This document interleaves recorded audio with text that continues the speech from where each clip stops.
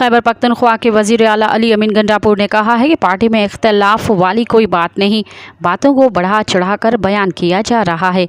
जिनके बारे में इख्तलाफ का कहना था उन्होंने खुद तरदीद कर दी। जुडिशल कॉम्प्लेक्स में गुफ्तगू के दौरान अली अमीन गंडापुर ने कहा कि बानी पीटीआई जल्द रिहा होंगे, हमें अदलिया से पूरी उम्मीद है, हमारी कैंपेन जारी है। आज मानसेरा और कल इस्लामाबाद में बहुत बड़ा जलसा होगा। हम आइन और कानून पर चलने वाली पार्टी हैं। उनका कहना था कि मुल्क भी यही है, हम भी यही हैं, हमारे साथ होने वाले गैर कानूनी काम का हिसाब होगा। पार्टी में इख्तलाफ वाली कोई बात नहीं है, बातों को बढ़ा चढ़ाकर बयान किया जा रहा है। पार्टी में हर बंदे की अपनी राय ख्वाहिशात हैं, थोड़े बहुत इख्तलाफात आ जाते हैं, उसका मतलब ये नहीं कि पार्टी में इख्तलाफ हैं या बानी पीटीआई से वफादारी में फ़र्क़ आ रहे हैं। मज़ीद ख़बरनि ऐं तफ़सीलात लाइ विज़िट कयो असांजी वेबसाइट www.awamiNewsHD.com ऐं ॾिसंदा रहो अवामी न्यूज़ HD।